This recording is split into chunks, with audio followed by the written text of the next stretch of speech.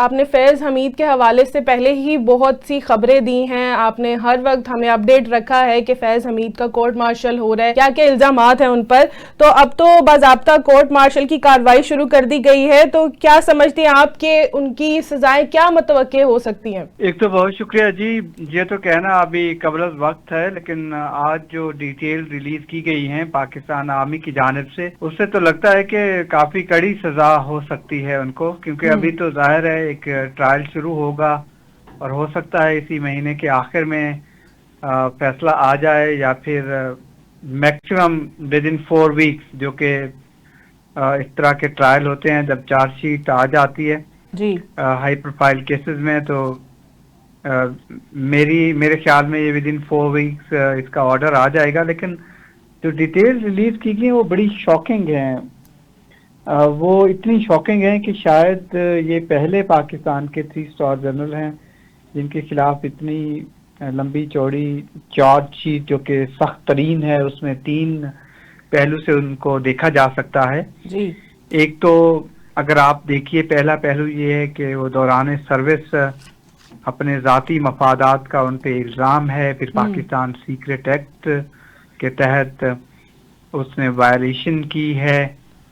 इसके अलावा ये भी बताया गया है कि जो 9 मई के वाक़यात हैं, इसका मतलब है कि पहला दौरान सर्विस उन पर 2 मुख्तलिफ इल्ज़ामात हैं। तीसरा जो पोस्ट रिटायरमेंट जो उन्होंने ले ली थी उनके बाद के जो वाक़यात हैं, इलेक्शन के मामला या 9 मई के वाक़यात, जो कि बहुत लीथल हैं रियासती अमूर के लिए। तो ये कोई आसान केस नहीं है। और मैं आपके प्रोग्राम में बल्कि ब्रेकिंग स्टोरी देता जाऊं, उन्होंने अपना वकील भी किया है। जी। साबिक जनरल फैज़ हमीद ने अपना वकील कर लिया है। हाँ जी। लाहौर के एक नौजवान वकील हैं मियां अली इशफाक, आप उनको जानते भी हैं जी। वो रिप्रेजेंट करेंगे साबिक DGI को उस फोरम पे। अब ये जैक ब्रांच इस केस को देखेगी, हो सकता है लेफ्टिनेंट जनरल का लेवल का एक अफसर जज हो या फिर मेजर जनरल लेवल का जज हो, उनके साथ 3 और सपोर्टिंग स्टाफ और एक जैग मेंबर ब्रांच होगा। तो ये बड़ा हाई प्रोफाइल केस है। आप देखना है कि इस केस से जुड़े किरदार जो हैं, क्योंकि वो अकेले नहीं हैं, अकेले नहीं। अब देखना ये भी है कि अगर ये इन्वेस्टिगेशन जो उनके खिलाफ हो रही है या चार्जशीट आएगी इस केस में, सिविलियन कौन से होंगे। क्या कुछ हल्के तो ये भी दावा कर रहे हैं कि ये उस वक्त की जो हुकूमत थी उनके कुछ अहम किरदार इसमें अंडर इन्वेस्टिगेशन आए, और ये भी शायद हो कि कोई और 3 स्टार जनरल हो या कोई ऐसा रिटायर्ड बड़ा अफसर, पहले ही ब्रिगेडियर लेवल के तो लीड हो रहे हैं मेजर लेवल के, किसी और को इसका हिस्सा बनाया जाए। तो ये ब्रॉडर इन्वेस्टिगेशन लगती है, क्योंकि 9 मई के वाकयात में उन्होंने बताया है क्लियर के इन्वेस्टिगेशन अभी हो रही है जी। इस चीज को शामिल कर लिया गया है जी। जो स्टेटमेंट अभी तक रिकॉर्ड हुए हैं। तो ये बड़ा हाई प्रोफाइल केस है जो कि पाकिस्तान की पॉलिटिकल एरिना में या पाकिस्तान के जो जारी हालात हैं इस पे इनका बड़ा इम्पैक्ट होगा। अच्छा, हम देखें मियां अली इशफाक मेरे भाई हैं, बरखुरदार हैं बिल्कुल, और वो पहले जिस तरह वो केस पहले पीटीआई के, आपको पता ही है, वो पीटीआई के लोगों के केस जो है ना वो लड़ते आ रहे हैं, और वो इमरान रियाज खान हों, वो कोई और भी हों, पीटीआई के सियासतदान भी हों, तो उनके भी वो केसेस वही लड़ते हैं। अब ये इनकी जो चॉइस है, ये भी तो एक देखें एक इशारा है, आप भी समझते हैं कि आ जाके फिर उनकी वकालत पे या उनके विजडम पे तो नहीं हम बात कर रहे, लेकिन एक इशारा मिल रहा है कि ये तो फिर कड़ियां तो वहीं मिल रही हैं। अब जब इस सारी चीज़ों का तो फिर गठजोड़ वैसे ही नज़र नहीं आ रहा इस तरीके से। ये अब इंतखाब फैज़ हमीद का है या उनको को मशवरा देने वालों ने कहा है, चूंकि ये इत्तेफाक तो नहीं हो सकता।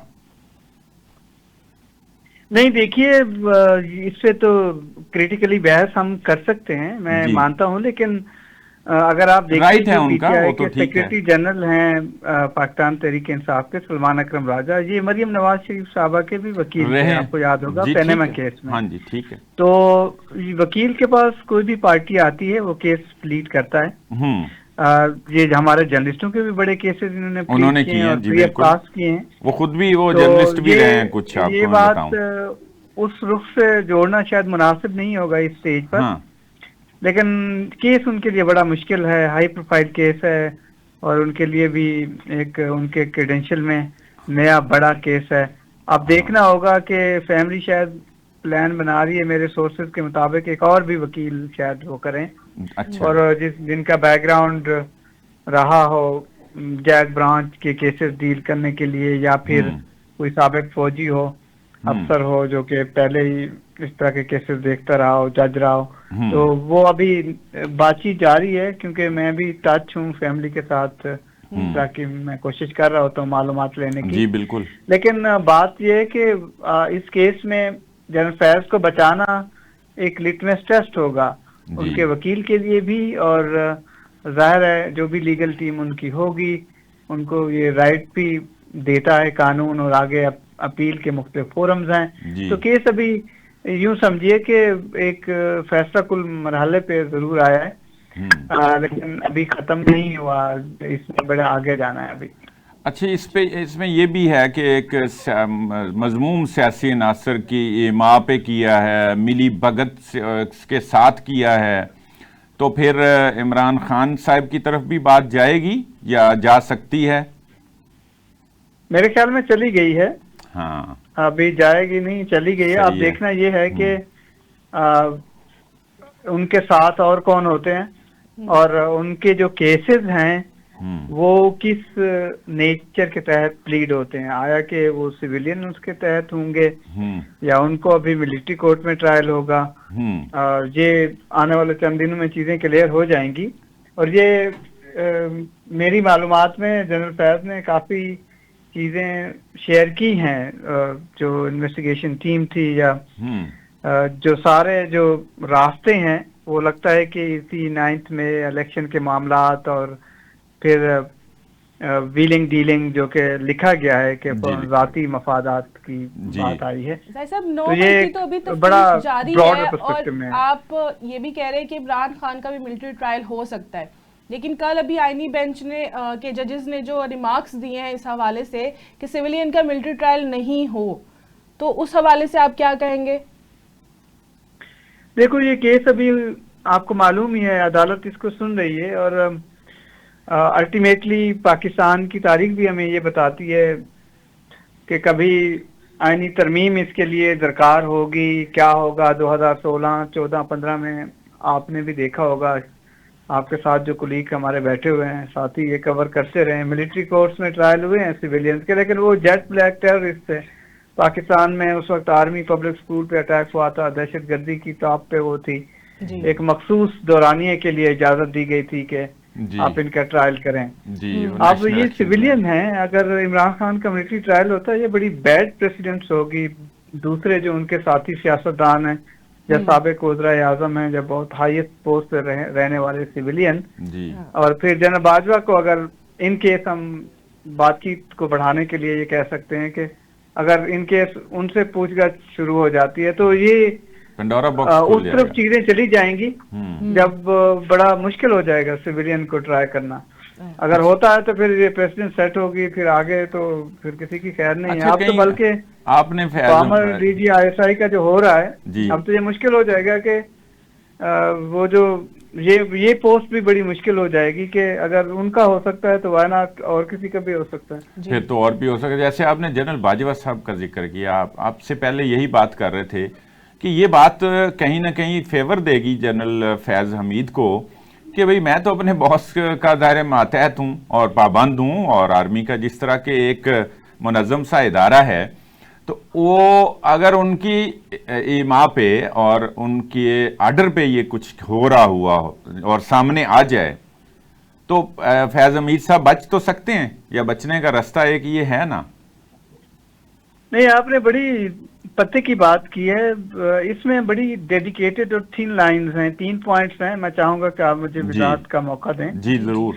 नंबर 1 ये है कि जब वो डायरेक्टर जनरल, मेजर जनरल की पोजीशन में पाकिस्तान की ISI में थे, वो उस वक्त भी एक पॉलिटिकल या दूसरा रोल प्ले कर रहे थे, जिसमें TLP का धरना हुआ या दूसरी चीजें हुई थी। आपको याद है इस्लामाबाद में पूरा बावसातत फैज हमीद थी। इस पे सुप्रीम कोर्ट का फैसला भी मौजूद है जी, चीफ जस्टिस का भी फैसला। और ये एक दौरानिया है जो अंडर इन्वेस्टिगेशन रहा है मेरी मालूमात में। ठीक है। और ये वो दौरानिया था जब वो बराह रास्त अपने चीफ ऑफ आर्मी स्टाफ को रिपोर्ट कर रहे थे। फिर उनके बाद जब जो DG ISI बने हैं, ये बड़ी डेडिकेटेड लाइन है। इसको, इसके रूल्स क्या कहते हैं, इस पे बहस की जा सकती है कि वो डायरेक्टली उस वक्त के वजीर आजम को रिपोर्ट करती है, क्योंकि ISI आपको मालूम है जी। अब देखना है कि उनको रियल जो इंस्टीट्यूशनल बॉस हैं वो तो जनरल बाजवा थे जी, लेकिन वजीर आजम को क्योंकि रिपोर्ट करती है वो, तो अब आया कि वो इसको किस एंगल से देखा जाएगा। ठीक है। उसके बाद वो कोर कमांडर पिशावर थे, वो जाहिर है अपने बॉस को रिपोर्ट कर रहे थे, जनरल बाजवा को। तो ये एक बड़ी इन्वेस्टिगेशन की जो नेचर्स हैं वो बड़ी ट्रिकी हैं। अब इस पे डिपेंड करता है कि ये इन्वेस्टिगेशन किस तरफ जाती हैं, रियासत कितनी हद तक इस इन्वेस्टिगेशन को आगे लेके जाना चाहेगी। क्योंकि बहुत सारी स्टेजेस ऐसे हैं जिसमें शायद रियासत के इंस्टीट्यूशन या जो कुछ अमूर हैं वो उधर जाएं भी ना, और उनका जो मकसद है वो हासिल हो जाए ऐसी। तो ये अभी कहना कबल अज़ वक्त है, लेकिन ये बहुत हसास भी है, सीक्रेट भी है जी, और इसका इम्पैक्ट भी है पाकिस्तान के मौजूदा सियासी निज़ाम पे, और बड़ा लॉन्ग लास्टिंग है। हो सकता है इसमें जजेस भी कुछ जो रिटायर हो चुके हैं, चीफ जस्टिस इवन एक साबिक का नाम आता है, उनके लिंक मिलते जुलते हों। फिर 2024 का इलेक्शन है, इसमें भी ये खबर आई थी मेरे पास के उसमें भी जनरल फैज ने कोई कॉलें वगैरह की थी अपने कैंडिडेट्स के लिए। तो ये ना बड़ा अहम केस है, अहम केस है। अच्छा, जुड़े अफराद की हम बात कर लें। चले इमरान खान साहब को भी साइड पे रख दें, क्योंकि वो तो बहुत हसास मामला है, और शायद आईनी बेंच जो है वो कोई पता नहीं क्या फैसला देता है। ज़्यादातर तो यही लग रहा है कि ये बहरहाल सियासतदान इस तरह की विश नहीं रखते होंगे, कोई दबाव हो सकता है, लेकिन ज़ाहिर कल को उनको भी ये फेस करना पड़ सकता है। यही चलता आ रहा है, आंख मचोली ये चलती आ रही है। लेकिन फ़ौज के अंदर से जो रिटायर्ड और हाजिर सर्विस कुछ लोगों की, आपकी ही रिपोर्ट्स के मुताबिक, उनका भी जो इनके केस के हवाले से जुड़े हुए थे, वो कोई आप बता सकते हैं वो कितने के लोग थे, या जिनके साथ पूछ-गुछ हुई, जिनको बुलाया, कुछ कस्टडी में भी थे, अभी क्या स्टेटस है उनका, इनके साथ जुड़े हुए लोगों का? देखिए, वो लंबी लिस्ट है जी, उसमें सिविलियन भी हैं उनके साथ जुड़े हुए, जो ब्रिगेडियर थे या मेजर थे जी, उनको तो उठाया भी गया था जी, गिरफ्तारियां हुई थी काफी, जो विटनेसेस के स्टेटमेंट रिकॉर्ड किए गए हैं जिनकी कंप्लेंट्स पर ये हुआ था जी, तो वो तो सारे जो अभी पूरे 4 महीने उनको अब आपको मालूम है 2 दिन 1 दिन कम 4 महीने चार्जशीट बनाने में या पूरी इंक्वायरी इन्वेस्टिगेशन तो कितना मुकम्मल होती है तो जी, ये बिल्कुल ये मेरे ख्याल में अब कंक्लूजन की तरफ चीजें हैं। ये विद इन 4 वीक्स जो मैक्स टाइम पीरियड है वो हो जाएगा। ठीक है साहब, बहुत शुक्रिया कशकोरी साहब।